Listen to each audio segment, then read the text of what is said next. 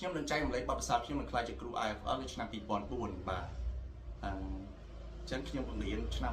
2004នៅ IFL ដល់ឆ្នាំ2006ផ្នែកភាសាអង់គ្លេសអញ្ចឹងហើយបន្ទាប់ខ្ញុំទៅអាមេរិកមួយឆ្នាំរៀន Master Degree ហើយមកវិញបង្រៀនឆ្នាំ2007ដល់ឆ្នាំ2008ហើយគឺខ្ញុំទៅបួកទៅបណ្ឌិតប្រហែលឆ្នាំទៀតហ្នឹងក៏ខ្ញុំមកបង្រៀនបានដូចជាឆ្នាំ2011ដល់ឆ្នាំ2012បាទអញ្ចឹងបើសិនជាមានសិស្សរបស់ខ្ញុំជួយ comment ផងសិស្ស IFL ឬក៏សិស្សខ្ញុំហ្នឹងហើយអ្នកដែលចង់ខ្លាចជាគ្រូបង្រៀនឬក៏អ្នកដែលចង់ខ្លាចជាគ្រូ IFL comment ខាងក្រោមនោះអាចខ្លាចជាការពិតបាទមិនបាច់តែគ្រូ IFL ទេខ្លាចជាគ្រូបង្រៀនបាទអញ្ចឹងខ្ញុំនិយាយទៅគឺខ្ញុំចូលរៀន IFL ឆ្នាំ2000នៅប្រឡងជាអាហារូបករណ៍អញ្ចឹងចំណងហ្នឹងគឺពិបាកណាស់បាក់ចូលមែនតើបាទយល់ដឹងហើយ IFL គឺពិបាកចូលចំនួនហ្នឹងរត់តែពិបាកចូលសម្រាប់អាហារូបករណ៍គឺដាក់ប្រឡង2500នាក់គេជ្រើសរើសដូចជា72នាក់សម្រាប់អាហារូបករណ៍ហើយនឹងសិស្សឯកជនណាសិស្សបងលុយចំនួនដូចជា100នាក់ជាងទេចំណុចហ្នឹងយើងបូកចូលគ្នាវា200នាក់ជាងហើយដល់ឆ្នាំ2004ជាឆ្នាំដែលយើងធ្វើបញ្ចប់ការសិក្សាហ្នឹងទៅសល់100នាក់ជាងអីទេដែរហើយចំនួនខ្ញុំគេជ្រើស7នាក់បាទអញ្ចឹង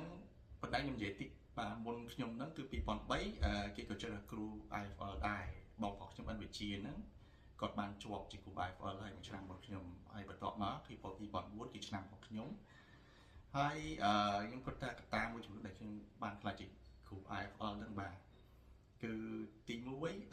1ការរៀននៅក្នុងថ្នាក់បាទគឺយើងរៀនហ្នឹងច្រើនបន្ទុកដល់គេហើយនៅក្នុងថ្នាក់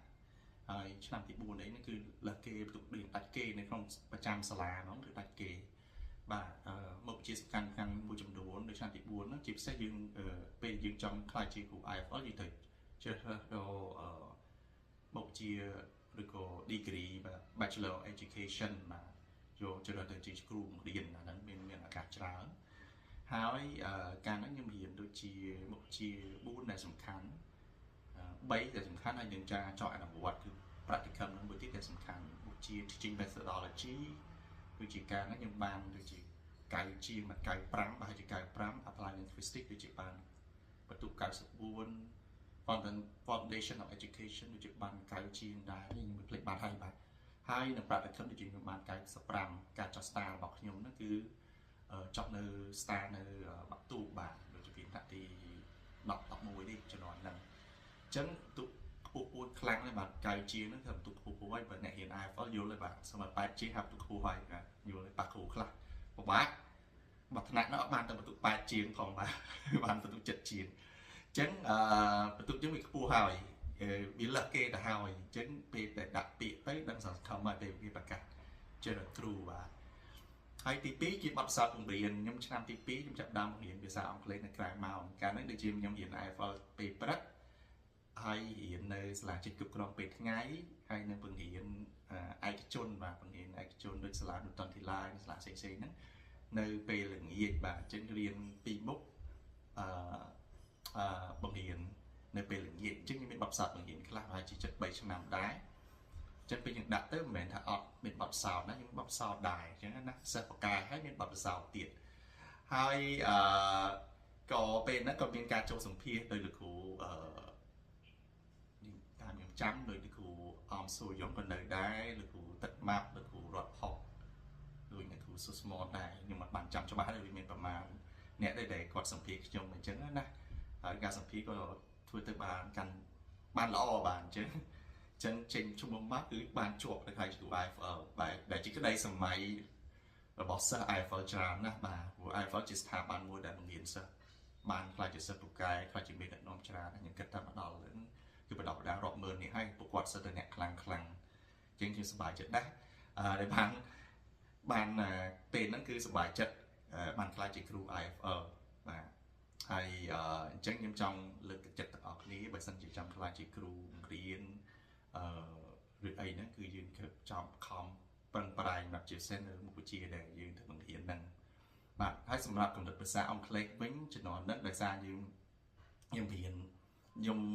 បង្រៀនចាប់ដើមបង្រៀនហើយខ្ញុំចាប់ដើមtake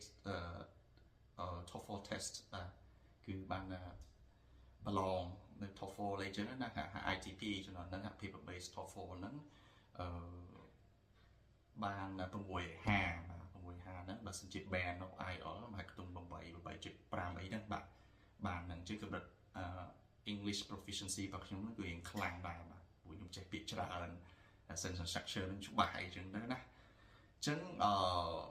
ណាបាទនេះជាបទពិសោធន៍របស់ខ្ញុំហើយខ្ញុំសង្ឃឹមទាំងអស់គ្នាដែលចង់ក្លាយជាគ្រូ IFL ឬក៏ចង់ក្លាយជាគ្រូបង្រៀនអាចយកបទពិសោធន៍ខ្ញុំជា inspiration បាទហើយតកតងការរៀនពូកែនិង tips អីមួយចំនួនទៀតខ្ញុំនឹងបន្តការ share នៅលើ channel របស់ខ្ញុំបាទតើរៀនធ្វើម៉េចរៀនភាសាអង់គ្លេសពូកែបាទ